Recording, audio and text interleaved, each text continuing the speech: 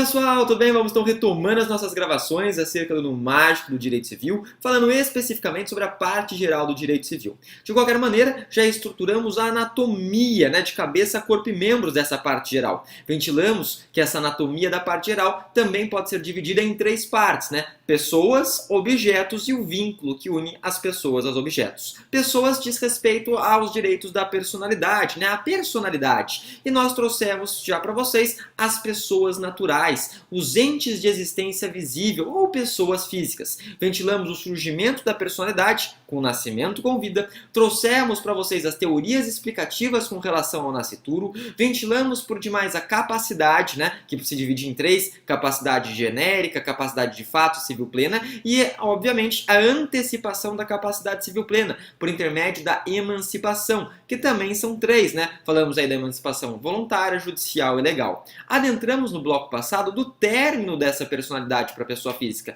e falamos do círculo da vida. Se surge com a vida, termina com a morte. No momento que a criatura conhece o Criador, vê a grama nascer por baixo, veste o paletó de madeira, dá o último suspiro e faz o desenlace, E falamos daí de três formas de morte. Falamos da morte real, aquela que é chamada de morte encefálica, e as duas formas de morte presumida, seja por ausência, artigo 6º e artigo 22 e seguintes, ou seja por demais pelo procedimento de justificação sem decretação de ausência, cunhado no artigo 7º do nosso Código Civil. Tudo bem? Tudo tranquilo. A partir de agora, quero puxar um novo tópico dentro das pessoas físicas, Seria o nosso tópico de 1.2.5. Que tópico é esse? Direitos da personalidade. Direitos da personalidade. Mais uma vez, para ficar mágico, para ficar holístico, direitos da personalidade. O que é importante falar aqui? Gente, dentro desses direitos da personalidade, eu quero trazer quatro subtópicos. Quatro subtópicos, capiroto do tinhoso, foge das nossas regras holísticas.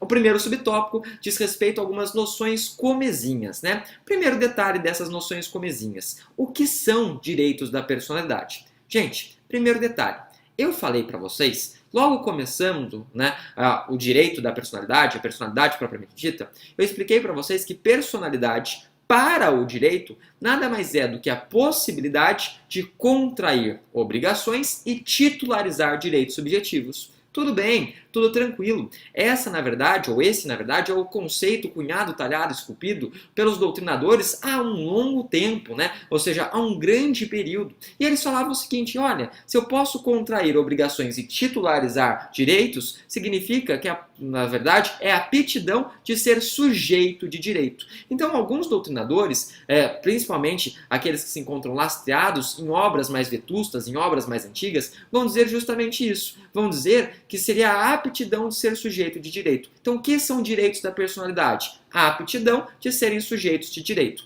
Tudo bem, tudo tranquilo. Ocorre, entretanto, que desde a antiguidade, um doutrinador brasileiro, Pontes de Miranda, já trazia uma advertência. Uma advertência na qual eu concordo e vários outros doutrinadores se filiam. E dizia o seguinte: mas espera lá, calma aí, momento João Kleber de Pontão, Pontão fala assim: para o quê? O seguinte, presta atenção, Entes despersonalizados são pessoas jurídicas que não possuem personalidade, Que loucura! Entes despersonalizados também podem ser sujeitos de direito.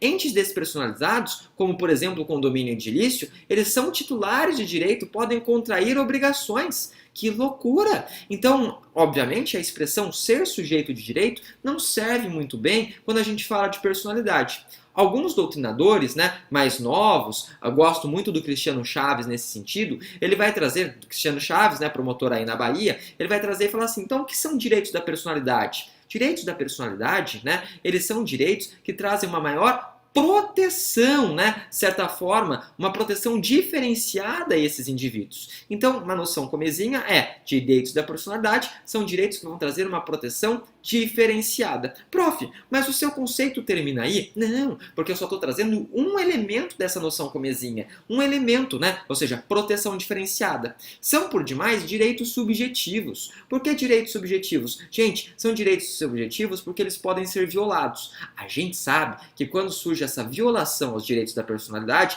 iremos observar a responsabilidade civil, Um fenômeno aí que será estudado adiante. Fenômeno esse que, uma vez materializado, uma vez concretizado, concretizado, né, acarretará, sobejará o fenômeno da indenização, né? Indenização toda vez que houver dano, né? No dano, indenização, ou seja, reparação, restituição. Que loucura, né? Show de bola! Falamos do fenômeno dos danos morais. Dano moral, violação aos direitos da personalidade. Lembrando-se sempre que pessoa jurídica, né, tem uma salvaguarda, tem uma proteção, mas isso será visto adiante. De qualquer maneira, o que é importante dizer? Então, vamos lá. Podemos falar que direitos da personalidade nos trazem uma proteção diferenciada. Primeiro elemento. Direitos da personalidade são direitos subjetivos. Direitos subjetivos porque podem ser violados, porque podem ser ofendidos, vilipendiados. E vou além, mais um elemento, né? São direitos, por demais, que a gente pode trazer para vocês, direitos chamados de existenciais. Por que existenciais? Porque eles estão atrelados a uma proteção mínima à pessoa.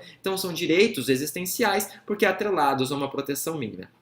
De qualquer maneira, justamente em razão disso, né, podemos extrair aí a nossa base, melhor dizendo, né? Ou seja, podemos extrair a cláusula geral desses direitos da personalidade. E qual que é a cláusula geral dos direitos da personalidade? Gente, se estamos falando de uma proteção mínima ao indivíduo, significa que a cláusula geral que dá, ou seja, sustentáculo aos direitos da personalidade, nada mais é do que um dos fundamentos da Constituição. Fundamento esse previsto no artigo 1º, né, inciso 3º da nossa Bíblia Política. Artigo 1º, inciso 3º, que fala justamente da dignidade da pessoa humana. Então, os direitos da personalidade estão atrelados à dignidade da pessoa humana.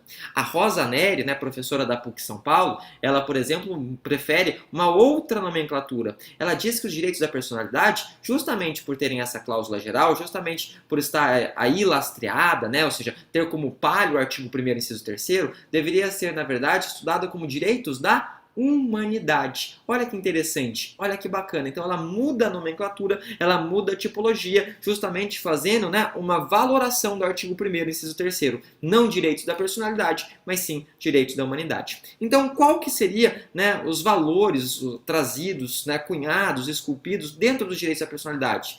Eles são direitos que nos trazem aí uma proteção diferenciada, né? São direitos subjetivos, porque podem ser violados, né? Lesados e vilipendiados. E, derradeiramente, ainda dentro dessas noções gerais, são direitos existenciais, porque relacionados aí a uma garantia mínima, relacionados à dignidade da pessoa humana.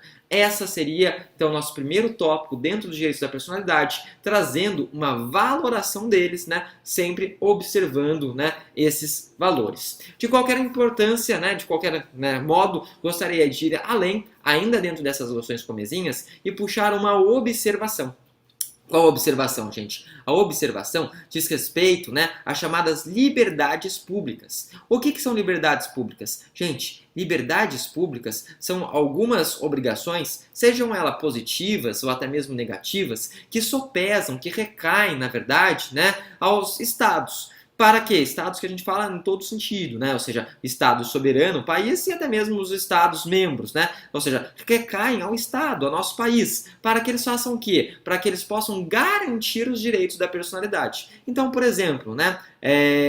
Que muitas vezes surge essa pergunta, qual que é a diferenciação de liberdades públicas e direito da personalidade? Direito da personalidade, você já tem um conceito. São direitos relacionados a uma proteção mínima, direitos subjetivos, né? Direitos subjetivos que podem ser lesados e direitos, por demais, lembrando-se sempre, né? Direitos existenciais. Exemplo, direito à liberdade. Direito à liberdade é um direito da personalidade. Que legal, prof. Então, direito à liberdade é um direito da personalidade. E liberdade pública são as obrigações que recaem ao Estado para garantir esses direitos da personalidade. Exemplo, HC. HC, a gente sabe que é uma ação constitucional, né? Ou seja, nada mais é do que um writ, né? Ou seja, que sopesa, que recai justamente para se garantir, ou seja, para se proteger esse direito à liberdade. Então, isso é uma liberdade pública. Olha que legal. Essa é a diferença, então, de direitos da personalidade e liberdades públicas. De qualquer maneira, antes de ir além, né, até mesmo porque eu já vi o avançado tempo, para a gente terminar sempre mais ou menos no prazo de 10 minutos, eu quero deixar para vocês, desde já, um forte abraço, excelentes estudos, e no próximo bloco, né, vamos para o segundo subitem dentro do direito da personalidade, que são as características existentes. Até lá, né, então, um forte abraço e, obviamente, sempre excelentes estudos. Até mais, gente. Tchau, tchau.